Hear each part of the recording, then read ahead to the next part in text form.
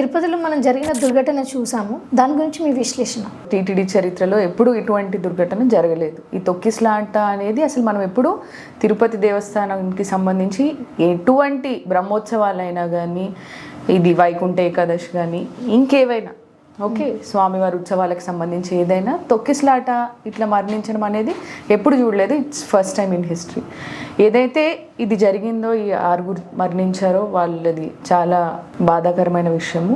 ఈ టోకెన్స్ జారీ విషయంలో ఈ టీటీడీ అనేది వాళ్ళ బాధ్యత రాహిత్యము అనేది, వాళ్ళు ఎంత అన్ఆర్గనైజ్డ్గా ఉన్నారో, ప్లాన్డ్గా లేరు అనేది ఇది ఒక ఎగ్జాంపుల్.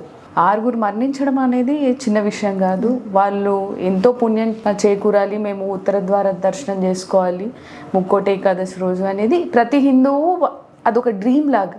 ఓకే, జన్మలో ఒక్కసారైనా ఉత్తర ద్వార దర్శనం చేసుకోవాలి, ఆ వెంకటేశ్వర స్వామి ఆశీస్సులు పొందాలి అని అనుకుంటారు. హైదరాబాద్ అవుట్స్కట్స్ లో ల్యాండ్ కొనాలి అనుకుంటున్నారా? అందరూ కొనగలిగే రేట్లలో ఓపెన్ ఫ్లాట్స్ మీ సొంతం చేసుకోవాలి అనుకుంటే ప్రాపర్టీ సర్చ్ క్యాపిటల్ ని సంప్రదించండి. అయితే ఈ టోకెన్ సిస్టమ్ ఏదైతే పెట్టారో టికెట్స్ ఇవ్వడము, అది ఆర్గనైజ్డ్ గా ఒక క్యూ లైన్ లో ఒక్కొక్క చోట ఇంతింత మందికి 10,000 మందికి ఒక చోట, ఇంకో 10,000 మందికి ఇంకో చోట, అట్లా ఒక 10-15 వెన్యూస్ అనేవి పెట్టాల్సింది. ఈ 15 చోట్ల మీకు టోకెన్స్ ఇస్తారు అని, ఒకటే చోట కాకుండా.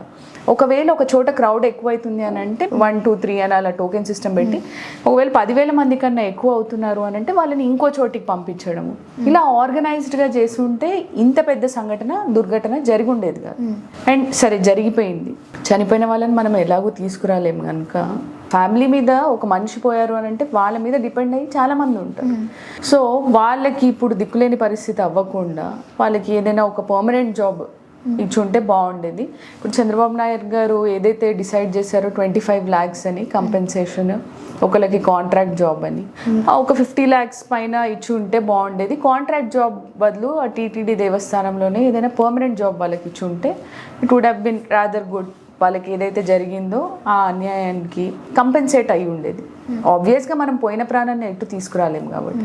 అండ్ నెక్స్ట్ థింగ్ ఏంటి అని అంటే, ఇప్పుడు ఎవరైతే క్షతగాత్రులు ఉన్నారో, ఇంజురీస్తో ఉన్న వాళ్ళు మేము డెఫినెట్గా దర్శనం చేసుకునే వెళ్ళాలి, ఆ స్వామి దయ వల్లే మేము బతికి బయటపడ్డాము అనే ఊహలో కంపల్సరీ డెఫినెట్గా ఉంటారు. వాళ్ళ నమ్మకం అది. సో వాళ్ళకి కూడా స్పెషల్ దర్శనం చేయించి, వాళ్ళకి ఏవైతే ఇంజురీస్ వాళ్ళకి అయినాయో దానికి కాను ఒక 2 lakhs ఇచ్చి వీళ్ళే బాధ్యత తీసుకొని వాళ్ళని ఇంటి దగ్గర డ్రాప్ చేస్తాము అని చెప్పారు.